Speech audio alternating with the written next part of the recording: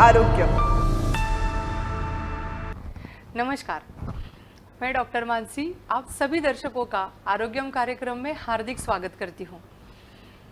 हम इस आरोग्यम कार्यक्रम में त्वचा के बारे में बात कर रहे हैं, त्वचा के आरोग्य के बारे में बात कर रहे हैं। त्वचा के अलग अलग रोग हो या फिर उसके कोई भी प्रॉब्लम्स हो, वो किस वजह से होते हैं, उसके कारण क्या है, उसको टैकल कैसे करना है, ऐसी कई सारे बातें अब तक हमने की है।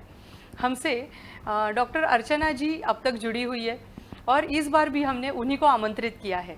डॉक्टर अर्चना जी शिंदे, आपका बहुत बहुत स्वागत है। धन्यवाद मानसी।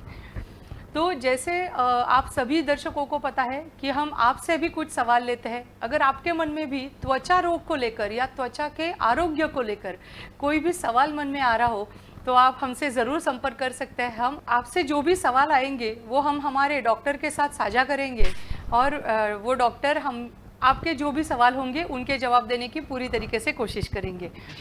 तो मैम, पिछली बार का जो मुझे याद है तब हमने बात की थी कि अलग अलग केमिकल्स जो यूज़ होते हैं, तो आप केमिकल्स की बात करते करते हम वहाँ पे रुक गए थे।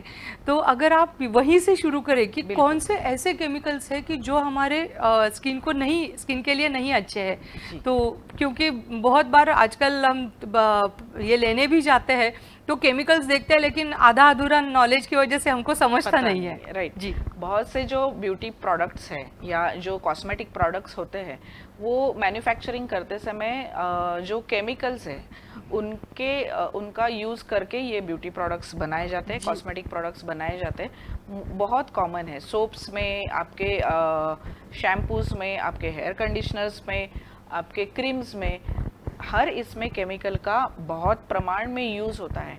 FDA अप्रूव्ड होते हैं, लेकिन अगर वो FDA अप्रूव्ड होंगे ब्यूटी प्रोडक्ट्स, फिर भी अगर वो आप लॉन्ग टर्म तक अगर ये केमिकल्स जो है इसके साथ बने हुए प्रोडक्ट्स अगर आप यूज़ करते हो तो उसका कहीं ना कहीं आपके स्किन पे, आपके बॉडी पे कहीं ना कहीं उसका निगेटिव इफेक्ट दिखना शुरू होता है। ये जो केमिकल के साथ बने हुए प्रोडक्ट्स है ये आपको तुरंत इफेक्ट तो दिखाते हैं। फॉर एग्जांपल वाइटनिंग क्रीम्स या हम लोग बोलते हैं कि फेयरनेस क्रीम्स यूज करते हैं, ये आपको तब के तब रिजल्ट तो दिखाएंगे कि आप बहुत फेयर दिखोगे, आपकी स्किन बहुत चमकीली दिखेगी, लेकिन ये लॉन्ग टर्म अगर आप यूज कर रहे हो तो ये कहीं ना कहीं आप पे साइड इफेक्ट्स आपके स्किन को देने वाले ऐसे ये केमिकल्स हैं। तो नॉर्मली जो कॉस्मेटिक प्रोडक्ट्स में केमिकल यूज होते हैं उसमें मैं पूरे तो नहीं, लेकिन जो कॉमनली यूज होते हैं जैसे सल्फेट्स है, सल्फेट्स यूज होते हैं। सल्फेट्स का केमिकल जो कॉस्मेटिक्स में यूज होता है वो होता है एज अ इमल्सिफायर। इमल्सिफायर मतलब जो भी इंग्रेडिएंट्स यूज कर रहे हो उनको मिक्स करने के लिए हेल्प करते हैं सल्फेट्स। तो ये सल्फेट्स अगर आप अति प्रमाण में या लॉन्ग टर्म आप यूज करोगे तो सल्फेट्स आपके स्किन को, आपके आईज को एज एन इरिटेंट काम करता है।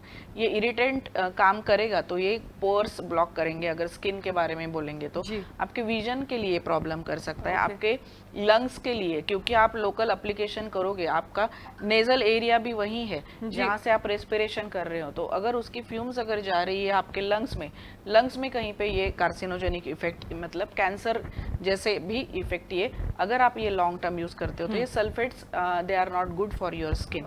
इसी तरीके से जो केमिकल कलर्स है, कलर्स हम लोग जो यूज करते हैं, सिंथेटिक कलर्स जिसे हम लोग बोलते हैं, लिपस्टिक में यूज करते हैं, आई शेडोज में यूज करते हैं, आपके मॉइस्चराइजर्स में यूज करते हैं, तो ये सिंथेटिक कलर्स है, ये फ्रैग्रेंस है, ये कहीं ना कहीं आपको कलर्स या फ्रैग्रेंस ये भी आपका केमिकल्स से ही बने हुए ये या सिंथेटिकली मेड है, ये कुछ हर्बल या नेचुरल प्रोडक्ट्स से बने हुए ये तत्व नहीं होते हैं। तो ये भी कहीं ना कहीं आपके स्किन की टाइटनिंग कम करते हैं, तो लूज करेंगे, रिंकल्स फॉर्मेशन के लिए लॉन्ग टर्म में आपकी स्किन लूज करेंगे, पोर्स क्लॉग कर देते हैं और ये एक्ने फॉर्मेशन के लिए भी कहीं ना कहीं कारणीभूत होते हैं जी। तो ये सिंथेटिक कलर्स भी आपके लिए वैसे अगर आप लॉन्ग टर्म यूज कर रहे हो तो ये बहुत ही हानिकारक है।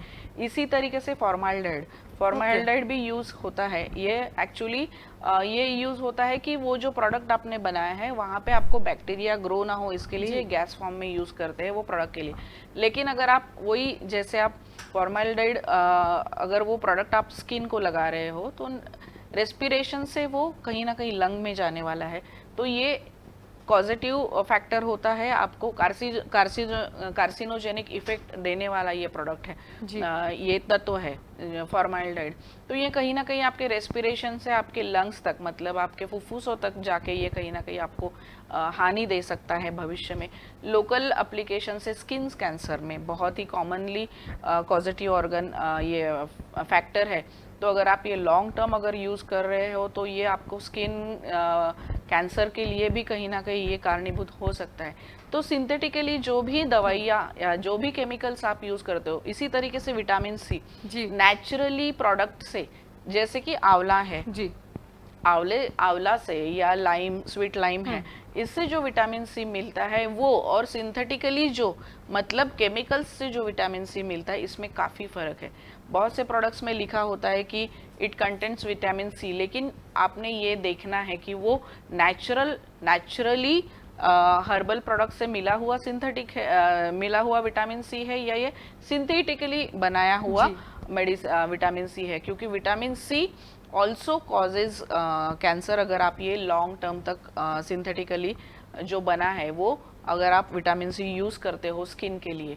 तो इस तरीके से ये बहुत से केमिकल्स है जो प्रोडक्ट्स में, कॉस्मेटिक प्रोडक्ट्स में यूजुअली यूज़ करते हैं, लेकिन ये हमें एज अ डॉक्टर और दर्शकों को, आप एज एन उसके यूजर्स, आपको ये कॉशियस होना चाहिए before using any products that whether it is containing a chemical things.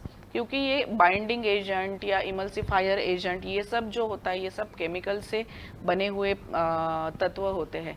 मैं इसके लिए आपको ये सलाह दूंगी कि आप जब भी यूज़ करो तो हो सके तो हर्बल प्रोडक्ट्स से बने हुए, हर्बल मतलब जो नेचुरली अकरिंग इंग्रेडिएंट्स हैं, वो तत्वों से बने अगर आप हर्बल प्रोडक्ट्स यूज़ करते हो या स्किन केयर प्रोडक्ट्स यूज़ करते हो, हेयर केयर प्रोडक्ट्स यूज़ करते हो, तो इसका कंपेरेटिवली सिंथेटिकली केमिकल से बने हुए जो भी प्रोडक्ट्स है उससे अच्छा ही इफेक्ट देने वाला है, और ये हानिकारक नहीं है आपको, आपके स्किन के लिए या आपके पूरे शरीर के लिए। तो हर्बल प्रोडक्ट्स आप यूज़ कीजिए, वो ज़्यादा बेहतर है आपको अच्छा रिजल्ट देने के लिए। जी, धन्यवाद डॉक्टर।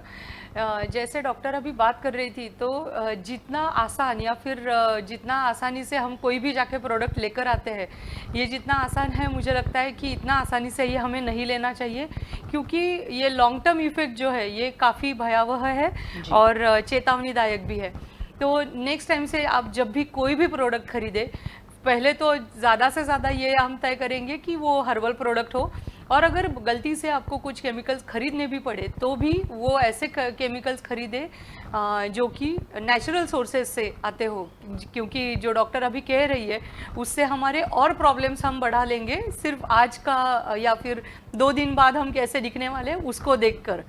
तो मैम, जैसे आप अभी बात कर रही थी कि हर्बल प्रोडक्ट्स भी है, तो क्या हर्बल प्रोडक्ट्स में फिर ये केमिकल्स यूज होते हैं या फिर हर्बल में सिर्फ हर्ब्स यूज होते हैं? मोस्टली जो ऑथेंटिक, अगर आप हर्बल प्रोडक्ट्स जो क्लेम करती है कोई भी कंपनी हो या कोई भी डॉक्टर हो जो कि क्लेम कर रहे हैं कि हर्बल प्रोडक्ट्स यूज़ करते हैं, तो मोस्टली तो यही होता है कि इसमें जो नेचुरली अकरिंग इंग्रेडिएंट्स है, फॉर एग्जांपल एलोवेरा हुआ, नीम हुआ, या फिर देन विटामिन सी, आंवला है, या गुलाब है, तो ये जो नेचुरली जो बनते हैं तत्व, इनसे अगर इंग्रेडिएंट्स है, ये ऐसे इंग्रेडिएंट्स है जो कि कॉस्मेटिक्स में बहुत अच्छा रिजल्ट देने वाले हैं, और ये अगर इंग्रेडिएंट्स से बने हुए अगर प्रोडक्ट्स अगर आप खरीदते हो तो ये आपको कम, मतलब हानि विरहित ऐसे प्रोडक्ट्स है। इसलिए ऐसे बहुत से ऑथेंटिक प्रोडक्ट्स भी अवेलेबल है।